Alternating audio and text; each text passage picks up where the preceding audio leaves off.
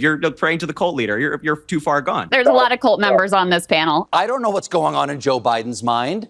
Something I apparently have in common with Joe Biden. I think President Biden has been an amazing president. I'm one who believes Joe Biden has been a really fine president. I'm convinced that Joe Biden has been a successful president. Joe Biden has been a great president. Yes, that. Hey, I'm Brian Young. Welcome back to the Disturbing Illusion channel. This is what happens when you live in a democratically controlled area, have had all your gun rights stripped away, and necessity forces you to use 100% of your critical thinking capacity during an armed robbery.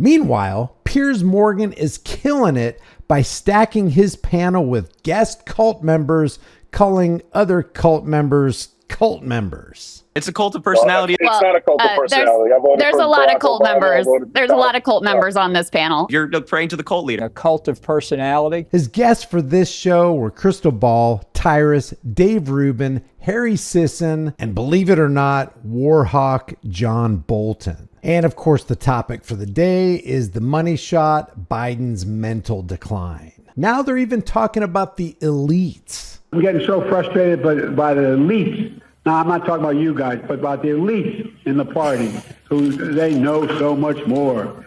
But if any of these guys don't think I should run against me, go ahead, announce for president.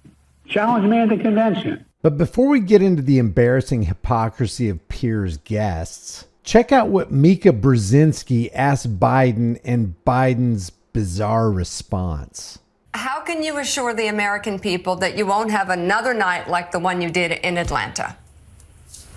Look at my career. I've not had many of those nights. It was a terrible night, and I really regret it happened.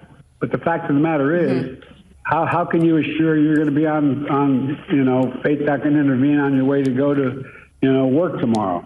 Age wasn't, the idea I'm too old. Created over 15 million jobs. Did anybody even understand that? Let me quote exactly what he said. It was a terrible night, and I really regret it happening. But the fact of the matter is, how can you assure you're going to be on APAC and intervene on your way to go to, work tomorrow? Age wasn't, the idea I'm too old created over 15 million jobs. And here's Mika sitting there pretending like she knows what the hell he's talking about. So let's just start this with diehard Democrat Harry Sisson, who, given his Twitter page, looks like he's a paid cheerleader for Joe Biden. And he's challenged by Dave Rubin about Biden's cognitive ability. President Biden should be the nominee. But, hey, Harry, do you think that Joe Biden is cognitively able to be president? Yes or no? Yes, I do. You can check out the neurology report he had earlier this year in February, where there said there was no concern, no cognitive disorder. That's coming from an actual doctor, actual neurologist. We're all making this up. Everything we see every day, the inability to say one complete sentence. We're all making it up. I don't know. Watch his speeches. You should watch his speech he gave in Philly the other day at the church. It was fabulous. It was incredibly moving. Well, okay. I'll tell you what. Okay. Now, Piers Morgan chooses to play this clip of Biden sitting in a chair in a church. Let's take a look at what happened in the church. Let us stand together, at the cross, at the cross, where I first saw the light. He has no idea what he's doing there, Harry. He doesn't know what day it is. Oh my gosh. It's actually really disturbing to watch Joe Biden in public these days. He doesn't know where he is or what he's doing. He's the president of the United States. If we're honest, this clip proves absolutely nothing.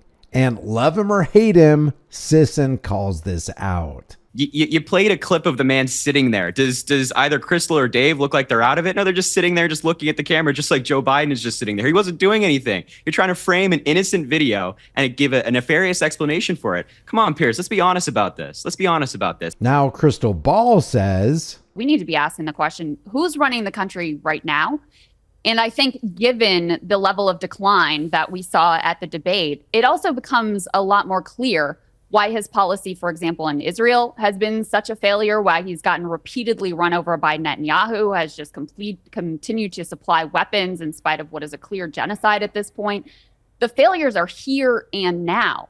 Dave Rubin, who's pro-Israel, didn't like what she said about that because she's against the Palestinian genocide and he doesn't think there is a genocide. But Crystal, who's running the country? Who's running the country right now? It's the same people who've been running the country since 1913. You should not trust a word that comes out of this White House at this point, just as you should never have trusted a word that came out of the Trump White House last time around. You shouldn't trust the word that comes out of any administration. And you're crazy if you do. Now Tyrus comes out saying that Trump has strong compassion, and Crystal and Harry just cringe about it. He has been known to have a strong compassion for people, especially people that he's competed against or he considers an adversary.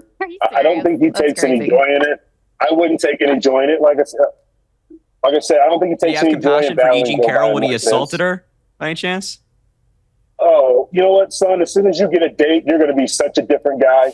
Get a little facial hair. Did he have compassion when he assaulted her or no? Like, I'm asking you a question. Did he have compassion when he assaulted a woman and then defamed her or no? I don't believe he did it. It was a civil court. Of course you don't. It's a cult of personality, as John Bolton was talking about. Of course you don't. Of course you don't.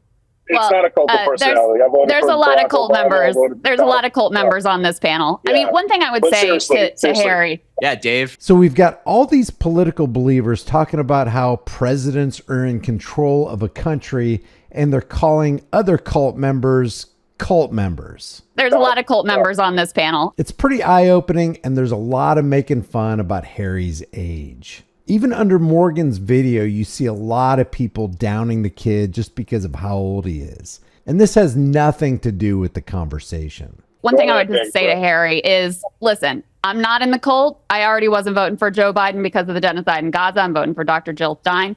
However, there were things that I liked about his domestic policy that I support, right? So, Harry, if you love the Biden policies, don't you want a candidate that can actually talk about those policies, that can actually run on those policies and win? Because right now, it's incredibly clear. Biden is literally the weakest Democrat that you could possibly put up. I personally have a moral red line when it comes to genocide, okay? Call me crazy, but I do have a litmus test on that. There's no genocide, and then when Donald Trump is targeting journalists and like throwing them in jail, maybe you should vote for Joe Biden as opposed to throwing away your vote to somebody who's not going to win. If he wasn't doing a genocide, and maybe if there was someone else at the top of the ticket who wasn't quite so genocidal, I might vote for them. Crystal, there is no genocide in Gaza. I can teach you about that another time. I show you these videos because it's all a part of the dog and pony show under the political big top, when we really should be talking about who is actually running the country. When we find out who's really running the country, then maybe we can get together and do something about it. We need a sound money system. We need to combat the CBDCs coming up, the central bank digital currency. We need to resist the 100% surveillance coin. And above all, we all need to get our collective heads out of our arses and realize that nobody has the right to rule us. Leave your thoughts about this in the comments below. If you haven't done so already, subscribe to the channel, hit the bell notification icon, give it a thumbs up, share it with everybody you know. Don't forget to subscribe to my email list through my website, highimpactflix.com. If you want to support the channel further, become a channel member when it's available, because I haven't attained that yet on this channel. Or grab a hard-hitting conversation starting design you can put on a shirt, hoodie, mug, cell phone case, hat, pillowcase, whatever you want. In the meantime, the price of freedom is now and will always be eternal vigilance, and indifference to this notion is the means by which the people have and will secure their own oppression. I'll see you in the next video.